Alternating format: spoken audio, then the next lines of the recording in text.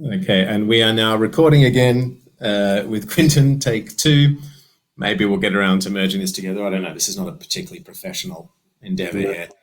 Where was I? I was asking you impertinent questions. I know, living, so best name, and you were saying you will change the name of your study animal depending upon the audience. So is it regional in some places? Well, I mean, there's some, with generally it's a sort of if I'm addressing a lot of men, we're talking about Californian cougars, I end up getting more people to my talk. So, well, I mean, in California, mostly they're called mountain lions, and if you go to South America, it's puma, but in the rest of the states, it varies between cougars, pumas, and mountain lions. And then if you go down to sort of Florida, you got the Florida panther.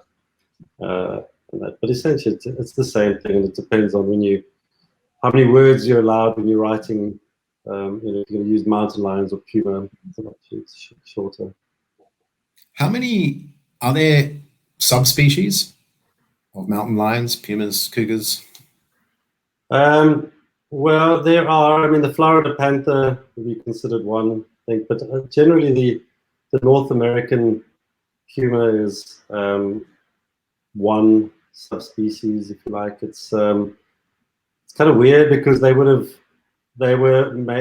like supposedly extinct around about 10,000 years ago, or a bit longer, around the end of the glacial period, and along with all the other big cats, we had the American lion and saber-toothed cats, and those guys are all wiped out, and you ended up having a founder population repopulating North America from the south about 10,000 years ago or something like that. And they sort of arrived. They evolved in North America, didn't they? And then when the Isthmus of Panama formed, they moved to South America and jaguars came up. Is that right? Yeah, jaguars have been, I think jaguars are really part of this landscape for quite a while. And much more so than now. We still get jaguars in the southern part of the states, in Arizona and New Mexico. They just kind of pop over the border. But I'd imagine that they would. You should build a wall to keep them out. Yeah, no, sure. We've been saying build a wall all along. Just a bigger wall, better wall. Absolutely. Okay, so get the lions to pay for it. So now, yeah, they should keep the jaguars out and maintain their dominance as the biggest cat in North America. Yeah, we're not, So you now run a project called Living with Lions. What is that? It's from a research point of view, it's a project that looks at the ecology of mountain lions in a pretty human-dominated landscape in the North Bay of California. It's a really interesting area to be studying these guys. I mean, to give you an example, one mountain lion could have 15,000 private land parcels in its home range. So it's like it's like 2 orders of magnitude more than any other self-respecting mountain lion in the Sierras would have, for instance. So it's quite an extraordinary area. So there's a habitat. When you look at a satellite image of the area that we're working in, it kind of looks like, hey, well, there's all this nature and everything. When you drill down into it from a sort of parcel level, you get to see just how many people or how many properties there are and how many people there are. So a large part of my work has been, linked to the work that I did in South Africa on leopards, is kind of been looking at coexistence with predators like big predators, and using the mountain lion as this ambassador for sort of broader habitat conservation and coexistence models that range not just with mountain lions but other animals in the area as well. So I mean, if you have a mountain lion and it's got 15,000 as you said, 15,000 parcels of land, and there's presumably that many landowners. Mm. You've got 14,999 who are convinced that it is worth coexisting with these animals at the small cost that it might be to them. But the number 15,000 has a great big gun. Are they protected? What level of protection do they have? Yeah, I mean, it's one of the real issues that we have here. I mean, these cats are literally navigating a veritable minefield. I mean, it's pretty tricky. But up until March last year, it was really easy to get a permit to have a mountain lion killed. So there was even a case where somebody's mallard duck had been killed, and the permit was issued to have the mountain lion killed. So I mean, you can have your pet gerbil, the one that you keep handy. If that gerbil got eaten, you could get a permit to have it killed. Should I pull it out for you right now? Well, so, but in the last year, there've been sort of significant changes, and there's like a new 3-strike law or rules that are in place where it makes it more difficult to kill mountain lion. This is in California, right? Mm. Before then it was pretty easy to have a mountain lion killed. But there was no hunting allowed. No hunting of mountain lions allowed in California. Them killed pretty easily if they threatened your animals or anything. So I'm actually jumping in. It wasn't even a question I thought to ask you before. There was a video that went viral not so long ago.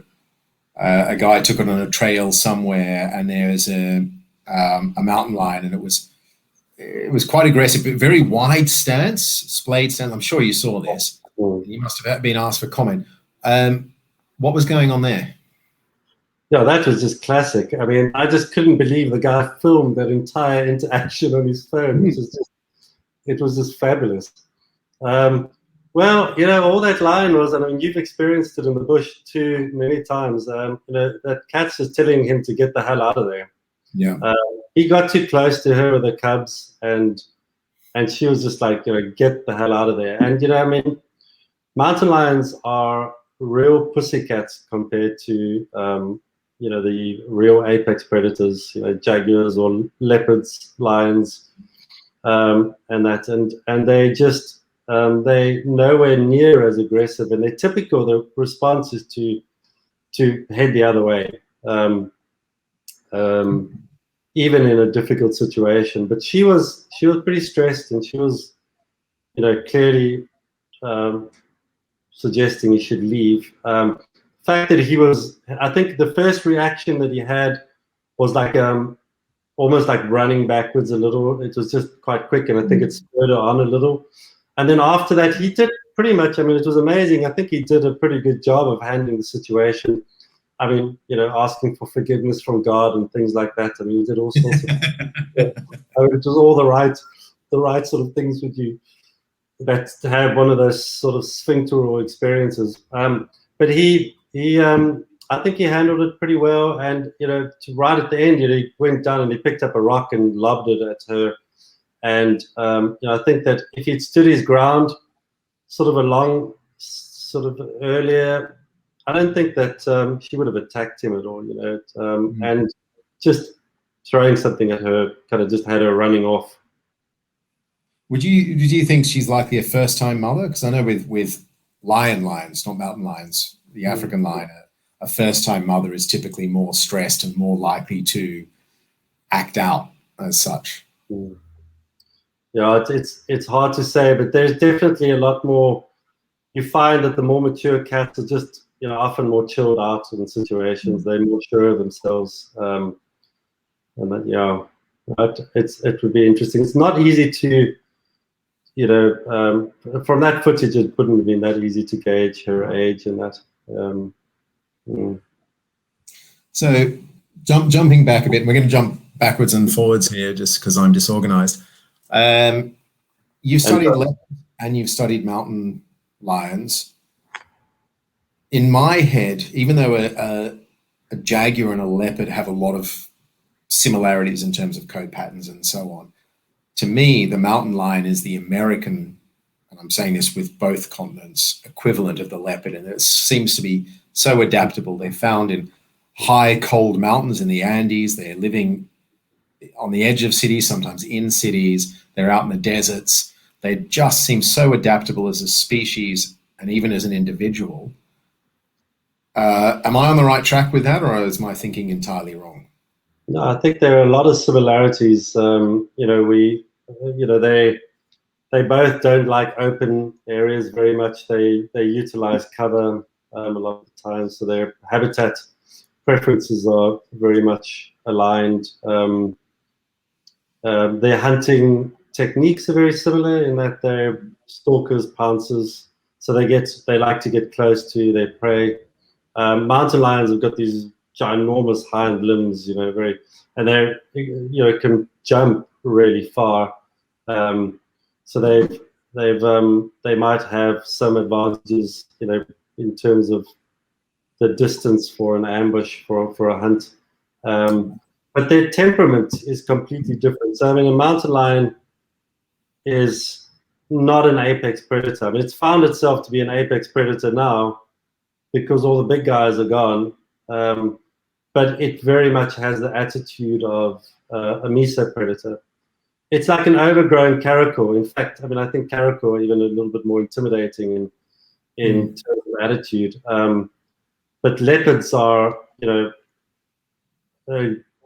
much more aggressive and have this tendency to sort of, if you corner them, they're going to want to sort of beat the crap out of you, whereas a mountain lion is going to try to get away from you.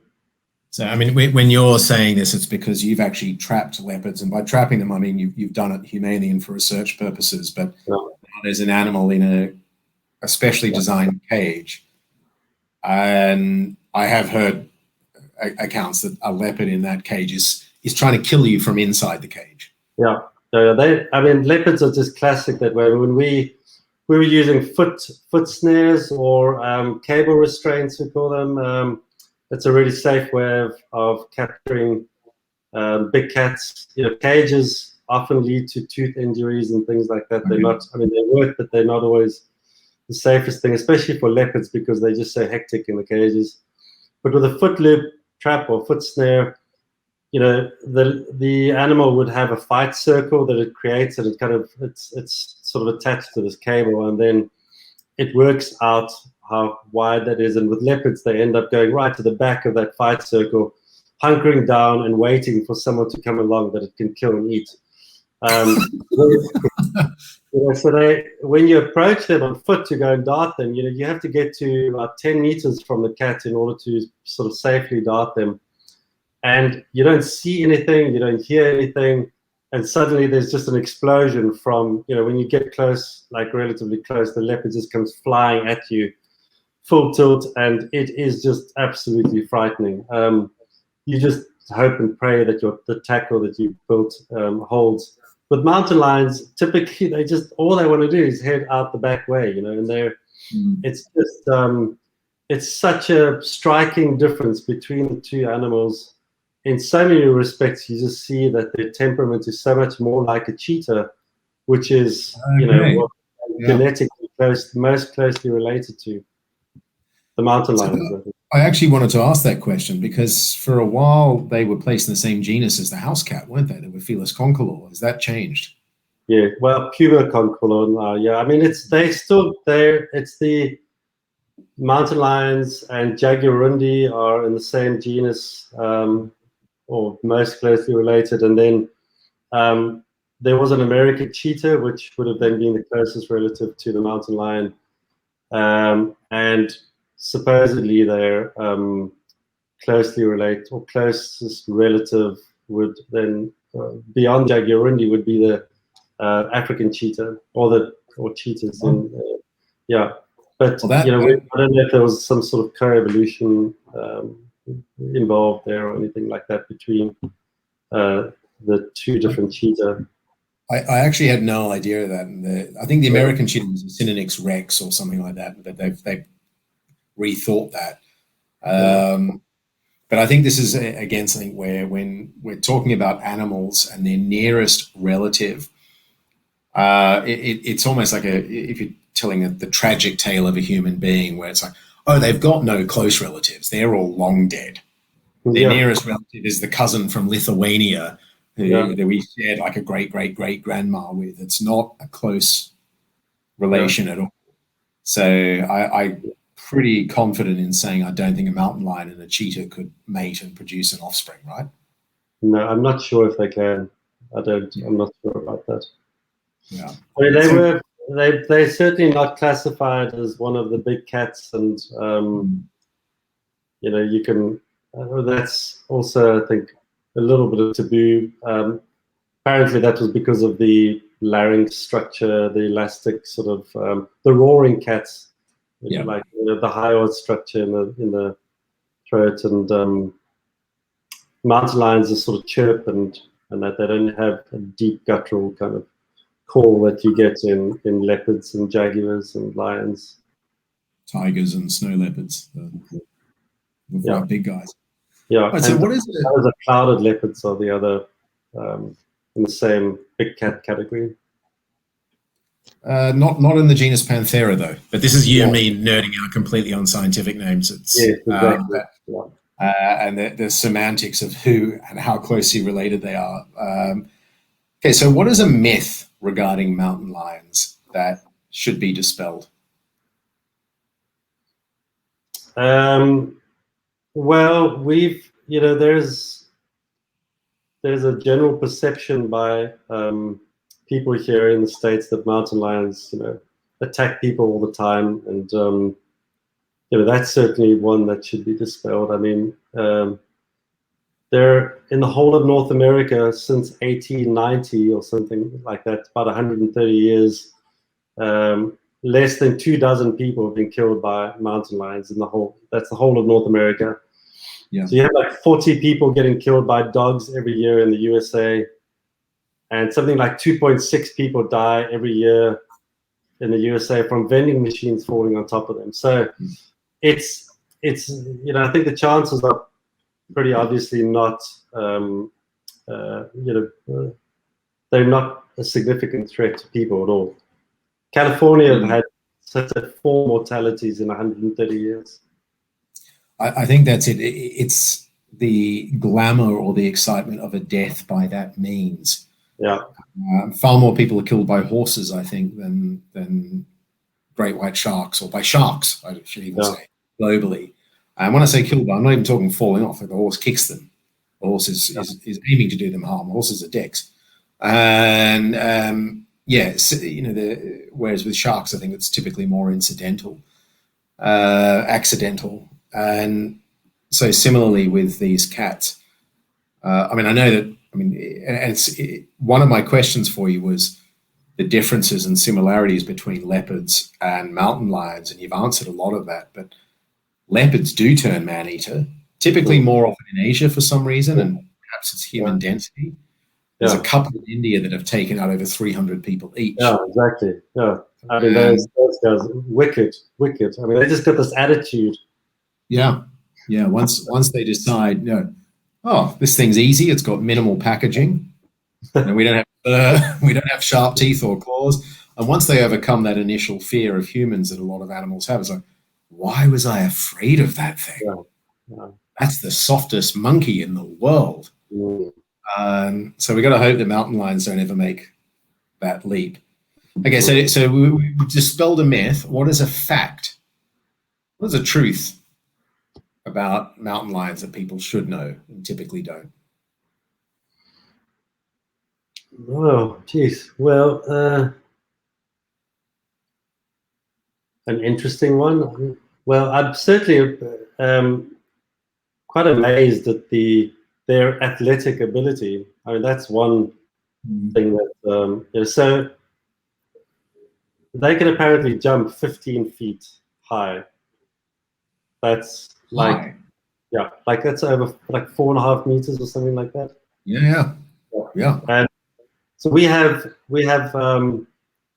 in this wine growing region, for instance, we have a lot of vineyard fences which are 8 or 9 feet high to keep deer out.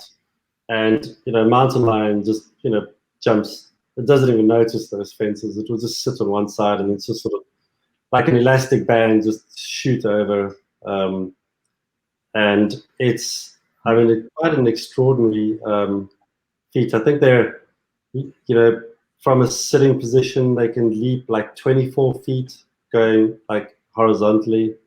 So they just it's 7 meters or whatever. It's pretty amazing. Yeah. So I think those are some interesting facts. I mean, people underestimate their ability when they're trying to secure their livestock and they put them in a fenced enclosure. All they're doing is it's like shooting fish in a barrel because they're trapping the prey inside. Yeah, exactly. Yeah. Laying out a buffet. Yeah, it's totally what happens. Yeah. Wow. Okay. Okay. So here's a slightly different tack. Actually, no, I'm going to go with a different question first of all before I completely blindside you. I am completely confident that if you were to drop a leopard in North America, it would be fine. Yeah. It would find wild places. It would find prey. It would eat everybody's labradoodles. They are so adaptable as an individual and so intelligent. How would a mountain lion do if you dropped it in Africa? And I know Africa is obviously a massive place, and I'm not talking you dropping it in Lagos, where it's in a hyper urban environment. You drop it on the edge of Cape Town. There's prey to be had. There's not much competition there's no spotted hyenas, there's no lions. Would it be okay?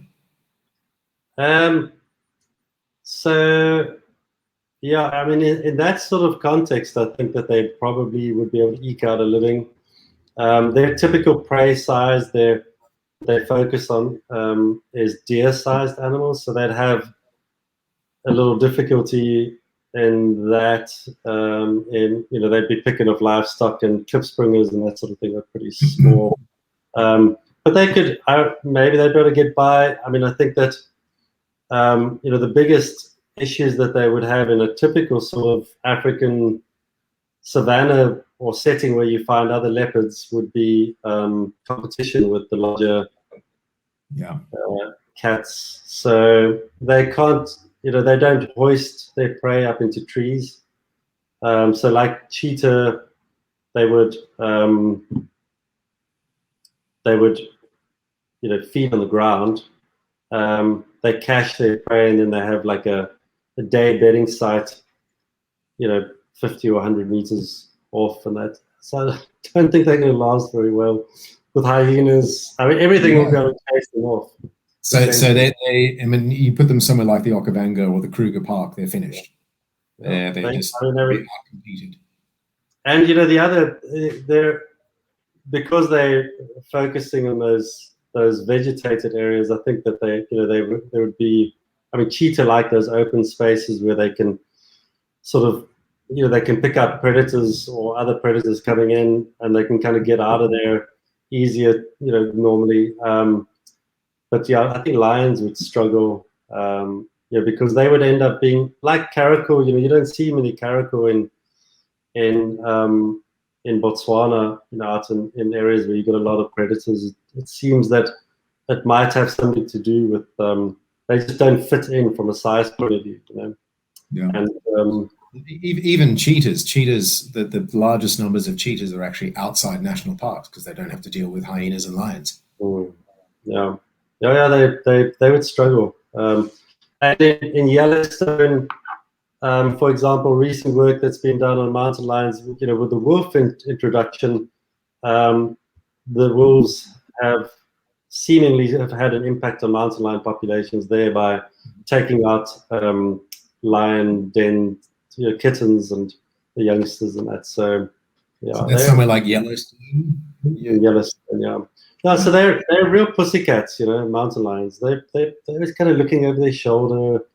And in some areas, I mean, here in the States, where you have a lot of bear activity, bears scavenge There's a lot of kleptoparasitism happening here, where we've got there's one study where, I mean, I think the last reports I heard, something like 75 or 85% of mountain lion kills are taken or scavenged by bears. So they just like... That's not where you are now, or is that broadly speaking? Sorry, we're just north of where I am. We don't have a lot of bears in the southern part of our study area, but further north we do, black bears, and they've got an amazing sense of smell.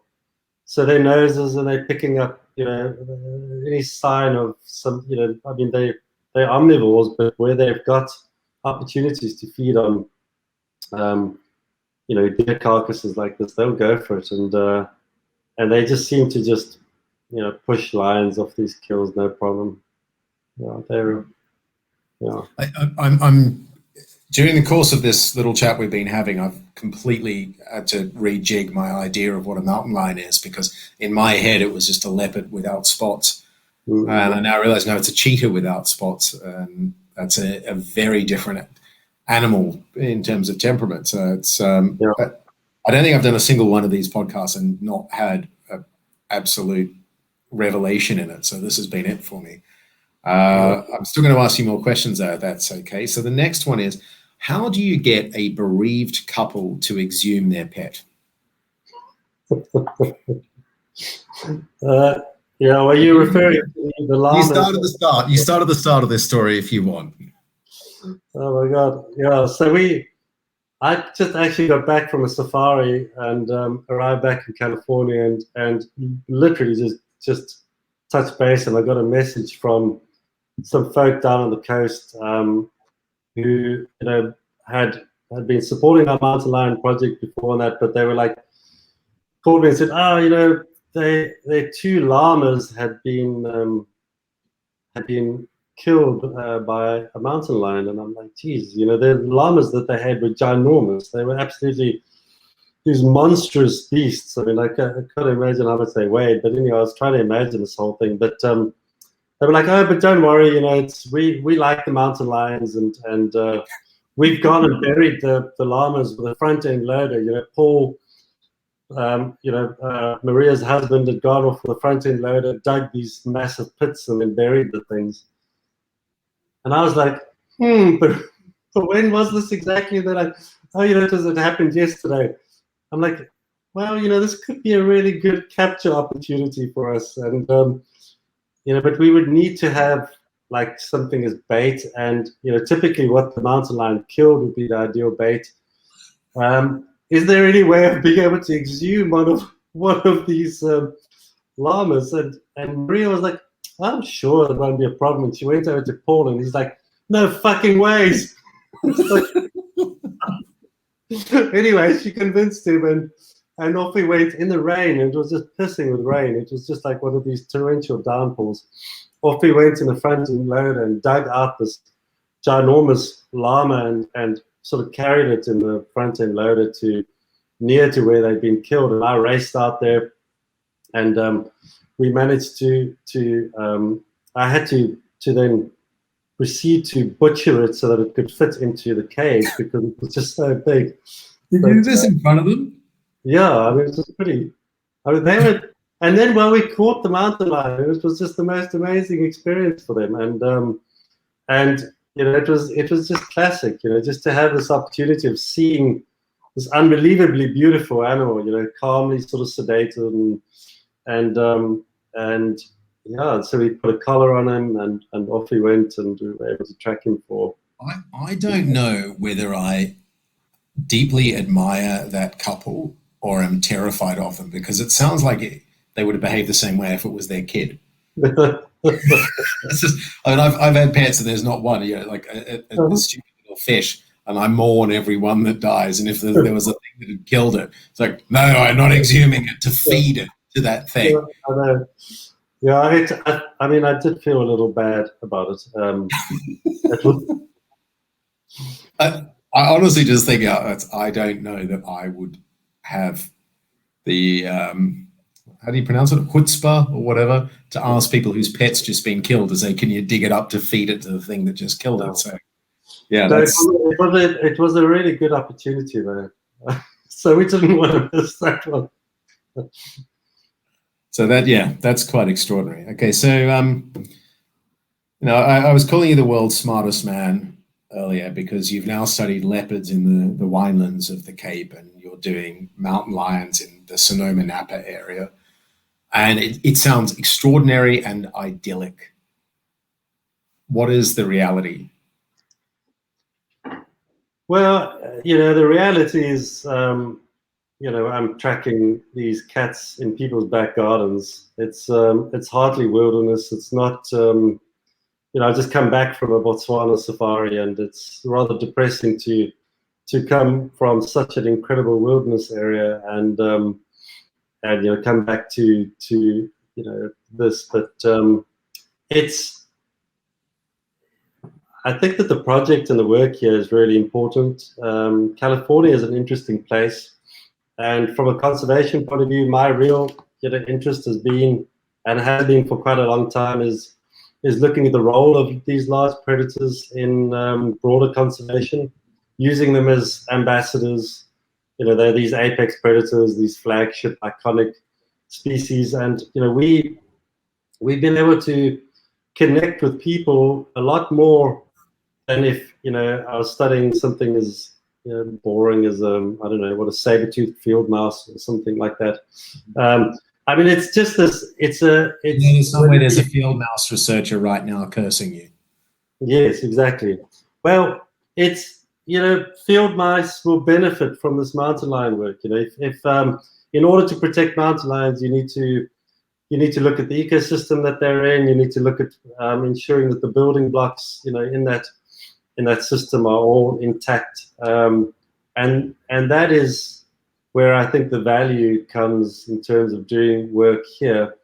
We're sort of helping to teach people how to coexist with mountain lions and other wildlife, but at the same time, it opens up a fantastic avenue to talk about broader conservation issues.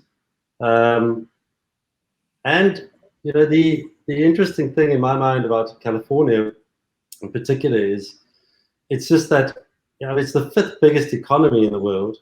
You get some extraordinary people here. You get some amazing, rather zany ideas that happen to end up on the global platform that kind of work from a business point of view. So I'm hoping that this work ends up being a catalyst to seeing innovative, extraordinary people with intellectual and financial resources to boot, who would then come up with more significantly impactful conservation solutions, and contribute to conservation, because the environmental sector is, on the whole, despite all the good work that's being done, is just not pulling the handbrake up fast enough for things environmentally in the world. So I think there are opportunities. I think conservationists, we've got an overabundance of passion and not necessarily that much sense. And like you said, we've got to pull the handbrake up. We're on this verge of a mass extinction, and it's exciting. I think with your background in safari guiding that we share, it's actually about not us showing a place, but getting people to engage with it themselves.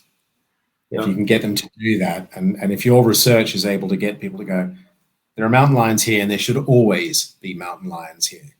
Yeah. How do we make that happen? And that's a pretty glorious thing you've done. Which there's a couple of things I like to finish off with typically, and this has been fantastic. I've learned a lot, and I don't really think you're the smartest guy in the world, but you're smarter than I thought you were. How can people support what you're doing? Well, I mean, it's a difficult one. I'm still working on that. I mean, we do. There are opportunities to donate money to the projects that we're working on through our non-profit partners.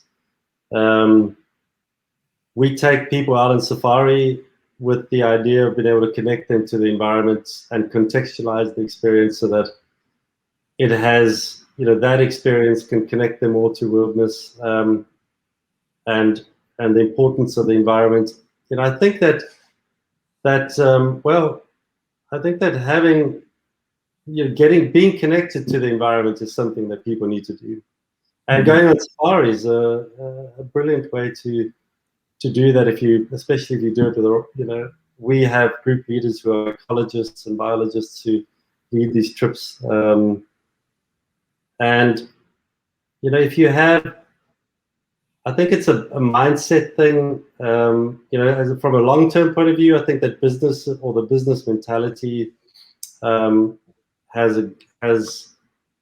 could be most effective in addressing some of the issues that we have, like just how to market conservation. How do we do things that don't stuff up the environment? We could still make money out of our business, but we want to do it where the environment benefits or doesn't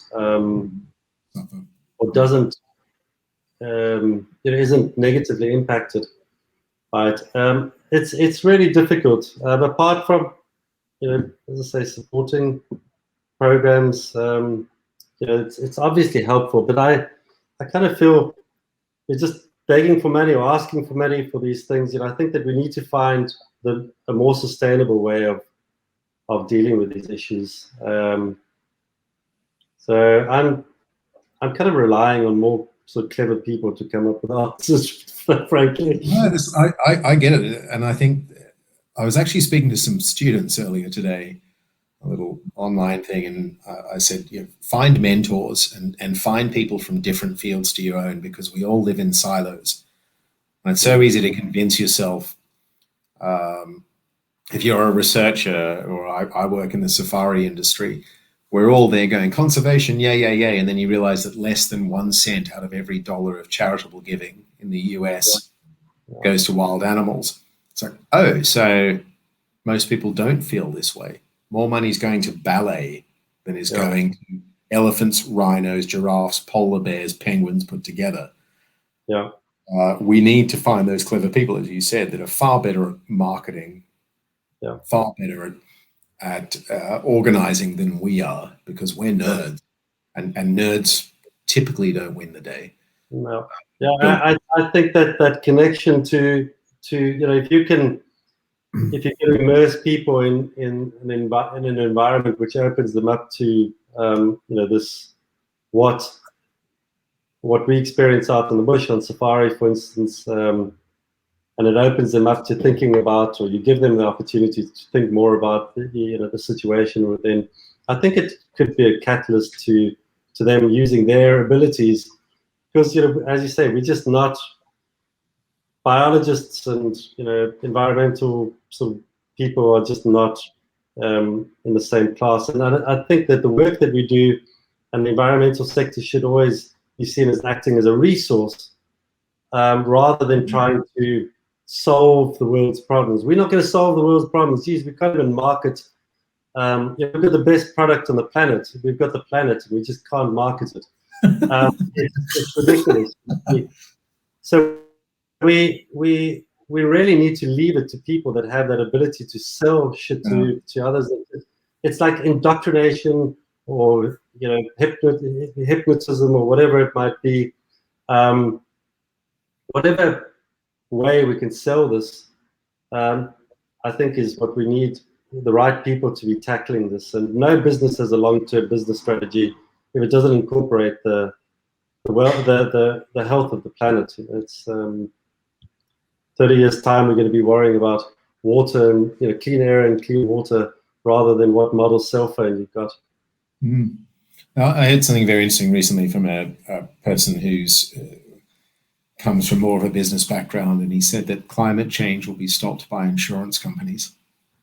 No, yeah, well, and it was a very interesting statement, because it is now impacting them, and their premiums have to go up so much that unless they start working on climate change mitigation, and it's such a tragedy that we're the species that brags about being the most intelligent of all species.